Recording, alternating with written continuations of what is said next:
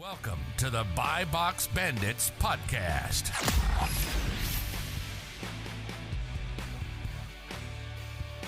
What's up, everyone? Welcome back to the Buy Box Bandits podcast. Today, we got the whole crew here for an awesome show with my man, Gavin Sweeney, who is from the UK, living in Mexico, selling on Amazon US, projected 90K rev in August, which we're super excited to get into. All that, as always, thank you to our sponsor, SellerAmp. Make sure to get a free trial at selleramp.com, mobile app, Chrome extension, web app to help you source more profitable items faster. Check it out, selleramp.com, link in the description. All that. Gavin, what's up, man? Thanks for joining us. Hey, thanks for the invite, man. Absolute pleasure to be here. Very excited for this. 100%. All right. So UK native, living in Mexico, selling on Amazon US. Take us back to the beginning and we'll talk to, how you got to where you are today, finding success in a country you don't live in, not even formally now, not selling in the UK, all that. Let's take us back to the beginning. All right. So I probably started in 2020 during the start of COVID, like many people, bored. So it's like, I wanted something to do. Saw on Twitter from Soros and Charles that they're starting a Discord group, they're doing Amazon arbitrage. So I actually started on my own from the UK because there was no USA group. So what I initially started doing was buying private label products online and then reselling it on the same Amazon listing and just undercutting them. Absolutely never do that. I'm surprised I didn't get banned, to be honest. I am too, yeah. Yeah. And then, just ended up doing some online arbitrage and then kept at it. And then I discovered that printers were actually pretty damn insane. So I only started with 1.5k capital, but with printers, I doubled it almost every single month. They were selling instantly for 100 plus ROI. So doing that, I then met someone who can write bots. So then we started writing bots for websites. We can pick up their stock. And then we started buying directly from Amazon. And then before I knew it, I sold over 1,000 printers in February 2021. It just absolutely catapulted. Just for context, are you in USA here or are you in? This is UK right now. Okay. Yeah. Okay. So this is UK. Then I started scaling on my UK. I got it up to about 80k turnover per month. But the thing is, the USA is the real big market, right? That's where the real money's made. So I had 7 VAs at the time that I was managing. And my intention was to move VAs over to the USA.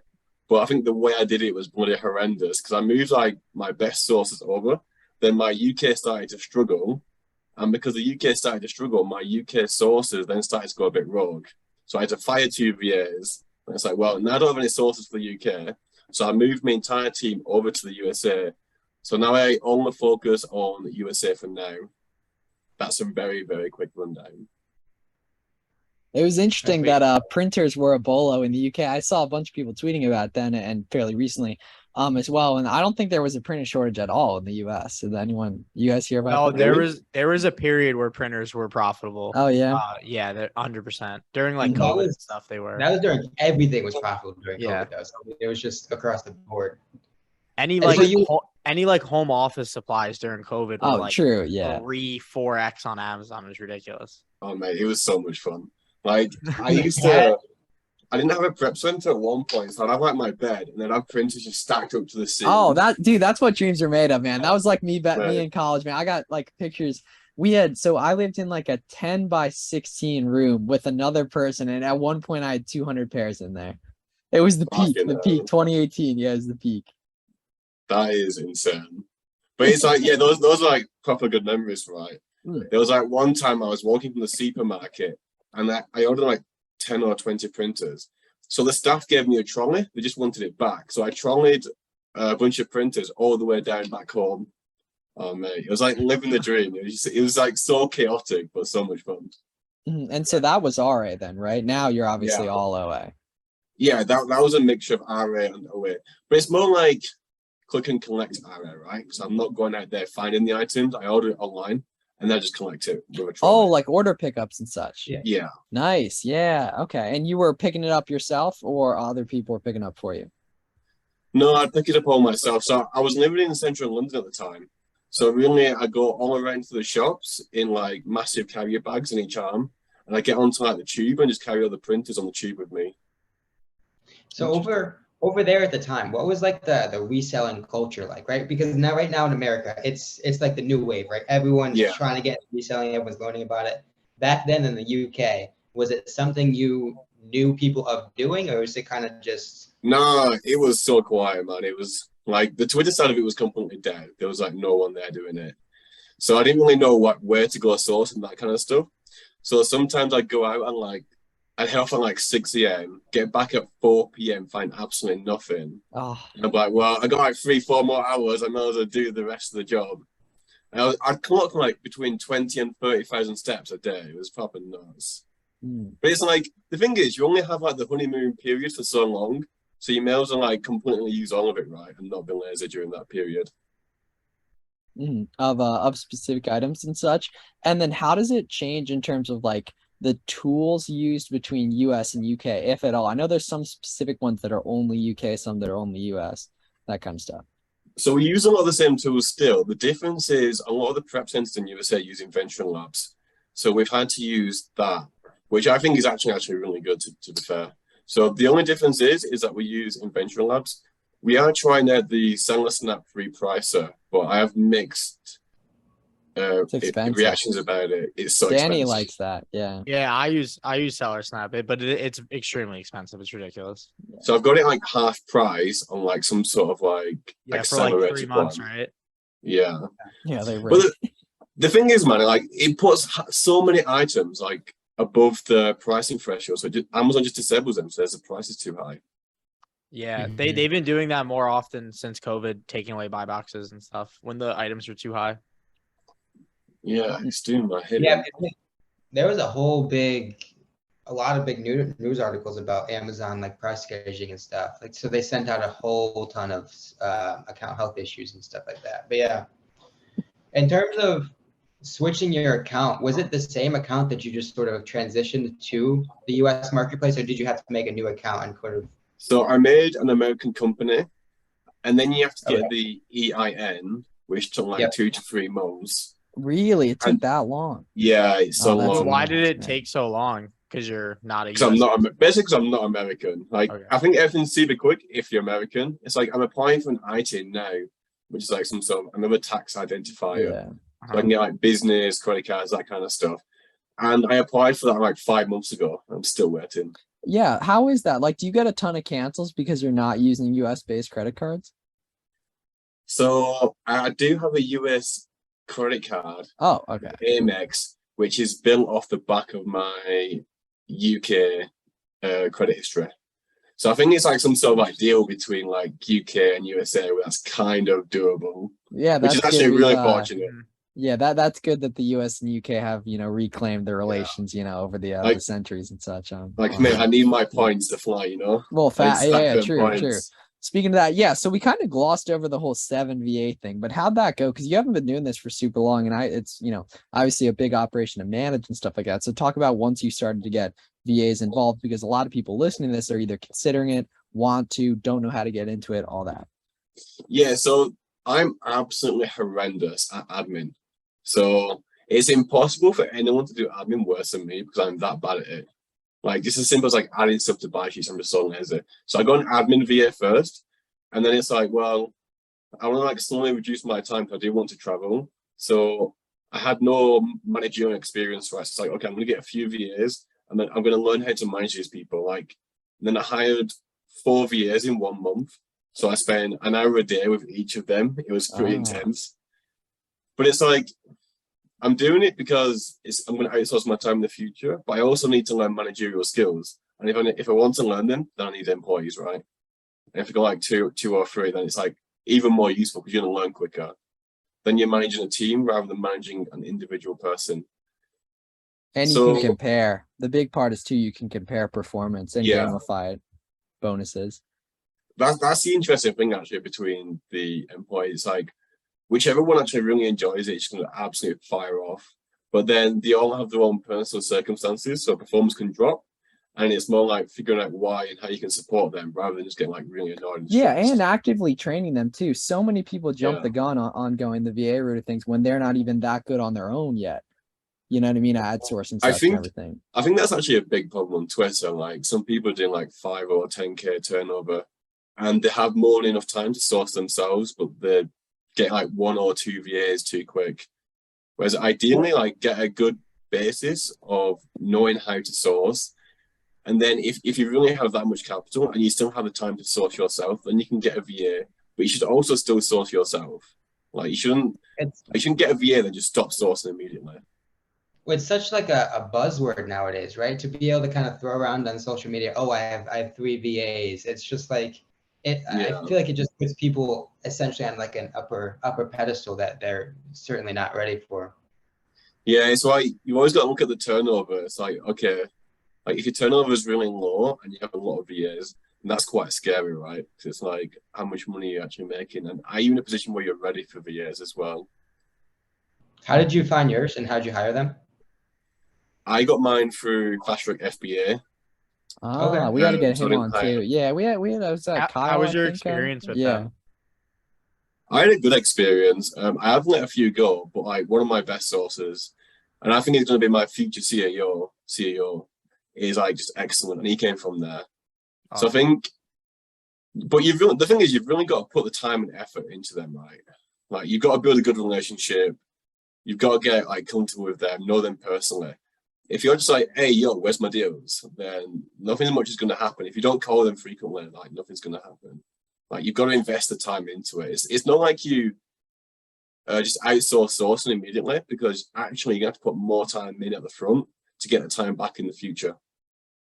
Agreed. Yeah, and so let's talk about on the delegation side of things. So you obviously prep centers doing the prep, right? And then are you still doing any of the sourcing, or is it all VA based? Who's deciding? Who's placing the orders? It's always interesting talking to people that have taken a lot more steps than me from a delegation perspective, how they set up everything. So I have two sourcers who source full time. Then I have one who I call a sourcing manager, who sources, helps out with the replenishments, and helps manage the other people in the team, like with advice and stuff.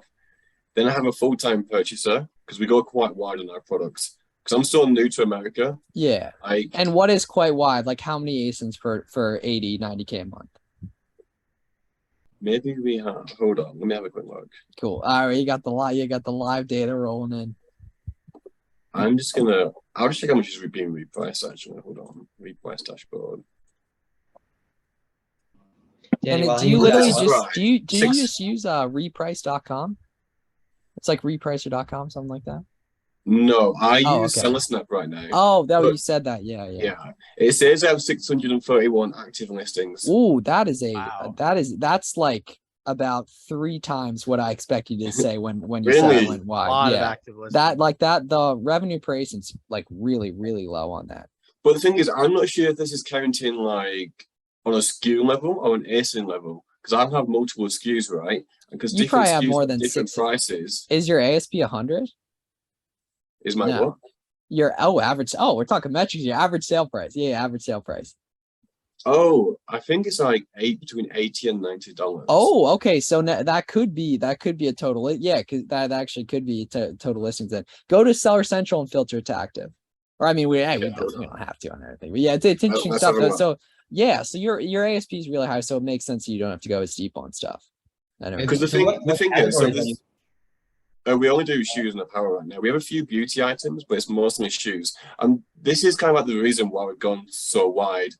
Because there's a few items where I've got like 30 pairs of the same ASIN, or there's a few other types of shoes that we went quite deep in. But this month we found that our return rate for these shoes that we have gone deep in is like exceptionally high, like for above 30%, right? Ooh, it's got to be like some like boots or something that's like an irregular that people wouldn't know the sizing of. Actually, baseball shoes. Oh, that makes sense. Yeah, that because it's something that people are wearing during performance. I feel like. Yeah, and Converse. Their listings are kind of messy. So messy. They're so profitable though. They're so profitable. That's the thing. They are, but it's like if you're weighing the cost of the returns, it's like, is it worth it in the long run? But I think there's certain sizes that are very profitable. But yeah, so we have like 600 plus active listings, right? But we have multiple SKUs because we have different buy prices, different stores. So we use a custom SKU generator. So maybe like unique ASINs will be a lot less. So you have multiple SKUs on the same listing? I didn't know you could do. Isn't that like technically not allowed or something for buy box share? You only It's supposed weird. to have one merchant fulfilled and one FBA One offer. FBA. Yeah, but Amazon lets you do it that way. Yeah, It's but you could put so multiple dumb. SKUs if you want. Oh, you can. Yeah. I know, and Yeah. that's why it Yeah. doesn't make sense that they don't just restrict. Yeah, because Inventory Lab don't. If you add in a different buy cost, it aggregates, even if it's on the same SKU. I'm pretty sure. Right? Yeah, Is there a well, it will difference? That's what I ask you. thought, yeah. It will ask you if you want to on Inventory Lab. It will ask you if you want to replenish it or create a new SKU. Yeah. You will, when you're adding on a new ASIN SKU, you can create a new line item for a different buy cost. Yeah, that's kind of what I mean. On all that. So what are the Okay. pros and cons of the UK marketplace compared to the US? Well, the UK compared to Because the you US. shut down the UK, right? There's no UK right now. I might restart it back. I'm thinking of restarting it back in like January, February time after Q4 of USA. Mhm. Because then we'll have more data for USA in terms of like shoes and apparel, so I'll have like better idea of return rates and that kind of stuff. Yeah. Then I can outsource more of it to my team. So then the idea is that I kickstart the UK again, but just use it off credit. Like I already know how the UK market works, Same. so I can just run it off credit. So keeping in but- mind, oh, go ahead. But in terms of like the benefits of UK over USA, well, it's at home, like Yeah, well, naturally. Yeah, that makes sense. yeah. So the risk is a lot less. Like me selling in America, I don't see a single thing. Like, Yeah, you probably I- never have and probably never will. Yeah, which is kind of crazy, right? Me in the UK, Yeah. I could just like send it to home. Well, when I was in the UK. So, Oh. and the fact that like I know you build a bigger network in your local area because if you're doing RA, but I'm not there, so it doesn't matter anyway. So for me, there isn't really any advantage for doing it in the UK over the USA, especially as in the UK when you hit 85k turnover, you have to get VAT registered. Yeah, which is a pain, I'm sure. Yeah, then you have to compete with non-VAT sellers as well, which damages your margins. Wait. Yeah, let's talk about that. It's interesting. Yeah, because you're paying 20% more, and the buyer. So it's like more 10% more in total. Yeah, right. Because then the buyer doesn't care, obviously. So how does that work on like the listings? Is your price just is it priced in? You just have higher fees. Yeah, exactly. So do some people like cut off their listings like at a certain point? You could forecast it correctly. Yeah, you could if you wanted to. You could. If you're doing like 20% ROI average, if you go to VAT, then maybe you'd be doing 10% instead on the same items. Yeah, and then that destroys it with return rates and occasional lost inventory. Really, before you get VAT registered, you should change the sourcing metrics on like SaaS to VAT registered like 2 or 3 months before, just so you get used to it. And then that gives time for the existing stock to sell by the time your new stock comes in, which has been sourced to being VAT registered. So you kind of just get prepared a few months before. As you've kind of shifted the marketplaces, did you notice like a big difference in what sales ranks were good in UK as opposed to what sales ranks were good in? Oh, dude, it is absurd. Like USA stuff, man, sells like 5 times quicker. I think what was it? Like a 9K. Really? So a 9K beauty rag in UK is like what 150 sales per month. Oh, okay, yeah. So it's right around that. It's got to be right around that 1/5. Yeah, right around that. Yeah, in USA it's like what 1,500 or something. Wow. Yeah, it's got to be something like that, especially in beauty and everything. So when did you learn about SellerAmp? Mate, I've been using it since like I would say I was one of the first people who brought it to Twitter. Probably, that's what I'm thinking, right? Because it's Al's from the UK and everything. It's pretty interesting. So it's like well over a year. Maybe just when I first started, I think. You guys weren't even tweeting about it. Like I would have known so much earlier if you and the crew were tweeting about it and such. About back in the day. I'm sure I was. So let's talk about Twitter. Networking, right? We talk pretty much every episode about how we think more and more people should be getting online, being in the community, different stuff like that. But let's talk about if that's been positive for you, how, if you think more people should do it or not. I feel like I encourage everyone to build some sort of personal brand and just like, as you said, just network. Like the amount of help you give and you receive at the same time is just absolutely phenomenal. And then the opportunities as well. Like, look, if I was on Twitter, would I be here now on this podcast? Like it kind of. And we wouldn't if we weren't on Twitter. Yeah, if Danny never came to my high school, none of us would be here on this stuff. True, very true. Yeah. Like the opportunity from Twitter is just insane. And you find so much people who like you click with as well. And I think that's a big part of it for me. Like, I get along much better with people on Twitter than in real life. And I've met so many people from Twitter in real life too. So it's pretty insane. Like, you talk to people from across the world, and at one point you see them, and it's like, it's crazy. I mean, even in America, like it's a wild thing to have been talking to someone online, exchanging DMs, that sort of thing for months, and then actually meeting them in person. It's like a wild thing. It's a super wild concept, especially in a place where like a lot of those people are, like in Miami. It's very weird. But it's cool though, because it's like a real group of like-minded people who are just trying to get to it. It's awesome. Yeah, And it's always interesting because like talking to people online, you have like a perception of like what you expect them to look like their height, like, and then in person, it's just never the same. Yeah, you build like a character in your head, like a video game character in your head. Yeah, 100%. I remember the first time I met Romer, which was probably close to 3 years ago to the day. For some reason, I thought he was like 6'4". It was the first time it was the first time I ever met an Amazon person in real life. Oh no, outside of John. Shout out John. Side hustle experiment. But Romer was, and I thought he was like 6'3", and then he ended up being like 1 inch taller than me. And that's how I thought you were, Miles. I thought you were gonna be taller. Really? Than you are. Oh, dude, no, come on. That's surprising. I think I figured Romer was gonna be taller as well. And you're Jake taller was the than I opposite. remember. Danny, when we saw each other after like 3 years or whatever, you were taller than I thought you were too. Dude, we went to high school together. Yeah, but you were. I saw such greatness in you when you said you were going to sell the foam posits yourself instead of giving them to me to sell, and you did it. Jake was the opposite. Jake was way taller. Jake's a big body. Yeah, Jake better be grabbing. Jake better be at least grabbing rim. I doubt he is, but he should like be. 6'1". Yeah. Yeah, way taller than I was expecting. Yeah, 100% on that. Getting back, or Miles, you want to? Oh yeah, I was just gonna say, what draws you to shoes and clothing?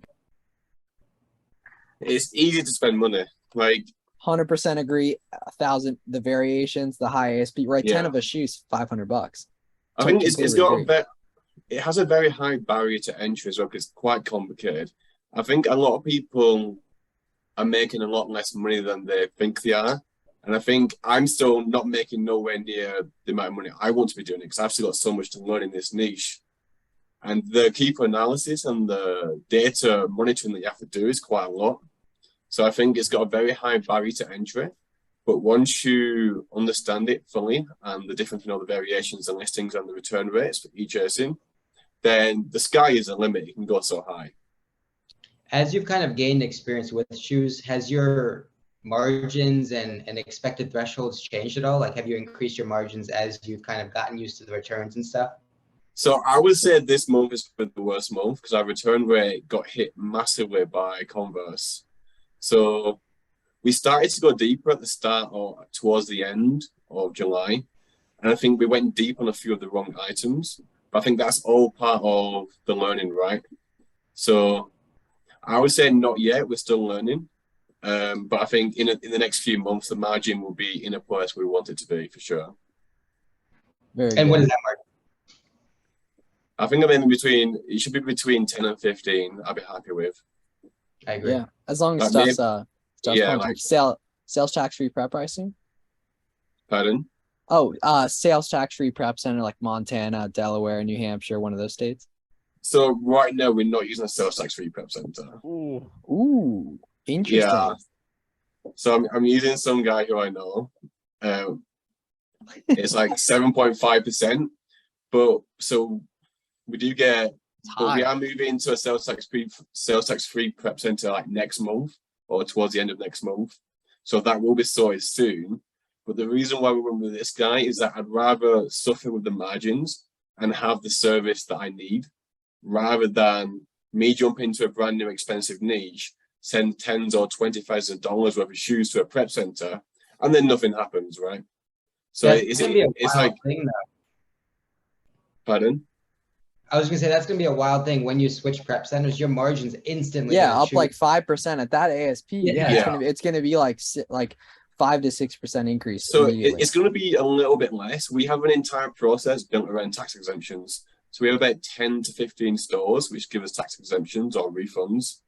So we have built a way around it, but still, I'd say about 50% of the stores that we shop from, we still have to pay sales tax. So maybe it's going to be like a 2.5 to 3% margin. Which will be increase, which is great. still Yeah, huge. and you figure how much more will you buy from other places now that won't give, you know what I mean? That's just a competitive advantage on, and more of the same thing, more competitive buy costs now. You can price differently, you can buy more, you can sell them longer on all that. So, okay. Yeah, when we met, just like bantering on the timeline, you were selling on in UK. Now you're in Mexico selling on US. What's the timeline and why hopping down to Mexico as well? So you know who Thomas Parkinson is, right? I'm very good mates with him. Fast Track, right? Yeah, Fast Track. Yeah, okay, cool. Yeah. So he's living in Mexico, well, basically everywhere.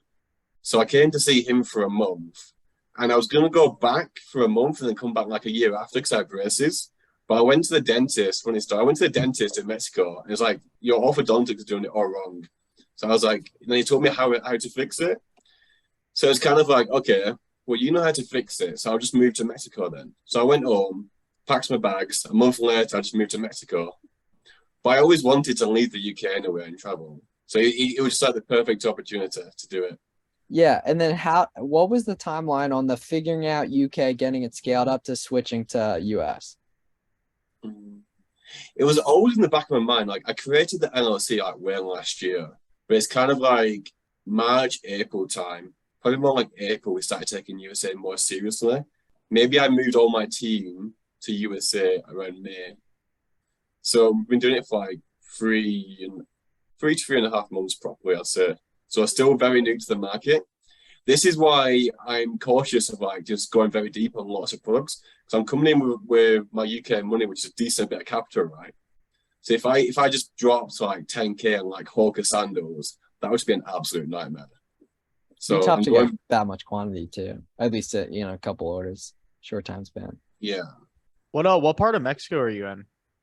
Mexico City right now. I think I'm going to stay here for like another month or two. Then I need to fly out to renew some sort of tourist card. So maybe I'll go to like Dominican Republic for a month or Guatemala, go there for a month and then come back. Have you been to any other parts of Mexico yet?